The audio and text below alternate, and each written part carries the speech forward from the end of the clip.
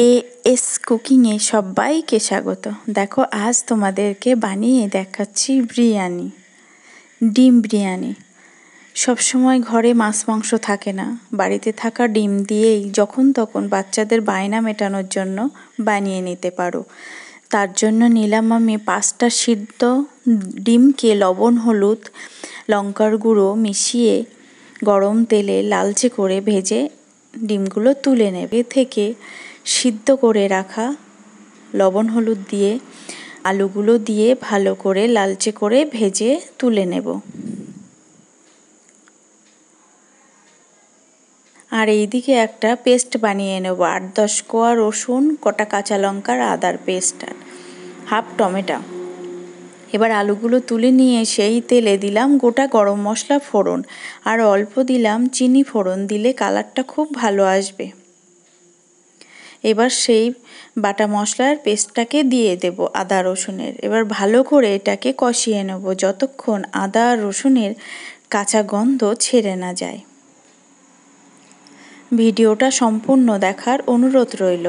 এবার দেব আমি হাফ চা চামচ কাশ্মীরি লঙ্কার গুঁড়ো, আগে দিয়েছি কাঁচা লঙ্কা 5টা-7টা, আর দেব অল্প হলুদ দিয়ে আবার ভালো করে মিশিয়ে এটাকে কষিয়ে নেব। আর দেব হাফ চা চামচ বিরিয়ানি মশলা, তার সঙ্গে দেব আগে থেকে পেঁয়াজ বেরেস্তা বানিয়ে রেখেছিলাম চা চামচের 2 চামচ, দিয়ে সুন্দর করে এগুলোকে আবার একটু কষিয়ে নেব।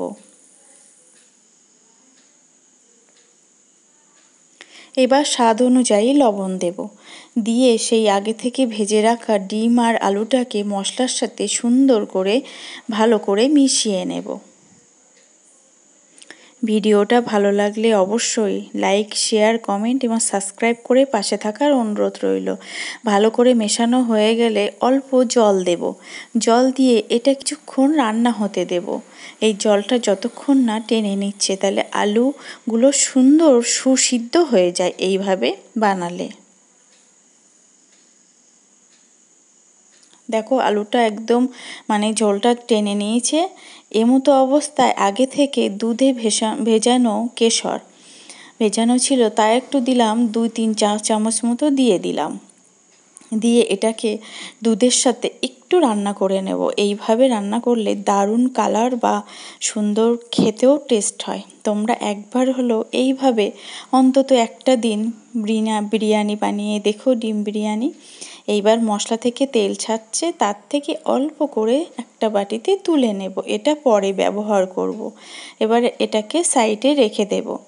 এইদিকে 2 ঘন্টা ভেজানো বিরিয়ানির চাল দেখো কতটা ফুলে গেছে। এবার ফুটন্ত গরম জলে 2 চা চামচ লবণ দেব, দিয়ে দেব 2 চা চামচ সাদা তেল, আর দেব একটু ভিনিগার অল্প, আর দেব গোটা গরম মশলার তেজপাতা, দিয়ে এটাকে চাল ছাড়া ছাড়া রাখতে সুবিধা হয়। ভিনেগার দিলে সাদাও হয় ভাতটা।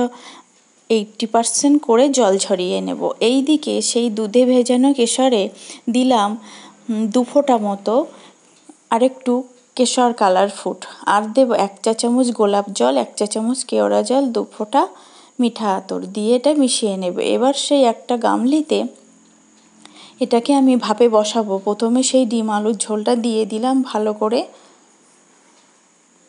গামলিতে।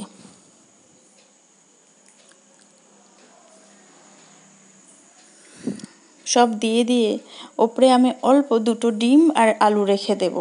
বাদবাকিগুলো দিয়ে ওপর থেকে দেখো ভাতগুলো দিয়ে দেবো। ভাতগুলো দেখে বুঝতে পারছো কতটা ঝরঝরে হয়েছে, ঠিক এমন ঝরঝরে হবে সেই ঝরঝরে। আর এটা আমি 1 লেয়ারেই বানাবো, 1 পাকে। সব ভাতগুলো দিয়ে ওপর থেকে 2টো ডিম আর আলু দিলাম, দিয়ে এবার সেই বাটিতে সেই দুধের সাথে সেই মিশ্রণটা ঘুরিয়ে ঘুরিয়ে দিলাম। তার জন্য ভাতের কালারটা বিরিয়ানির কালারটা দারুণ আসে।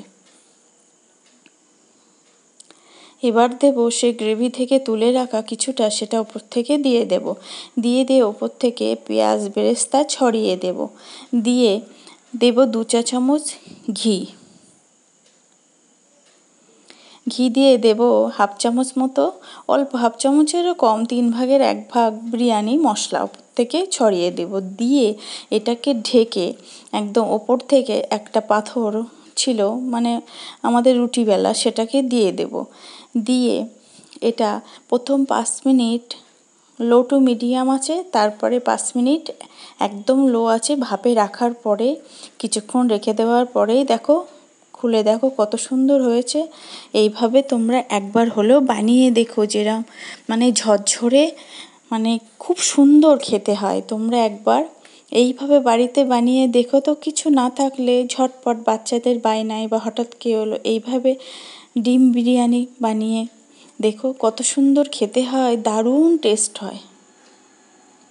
দেখো, দেখেই তোমরা বুঝতে পারছো কালারটাও কত সুন্দর এসছে, খেতেও খুব সুন্দর হয়। একবার তোমরা অন্তত বানিয়ে দেখো আর কমেন্টে জানিও কেমন হলো। আর ভালো লাগলে অবশ্যই সাবস্ক্রাইব করে আমার পাশে থাকার অনুরোধ রইল।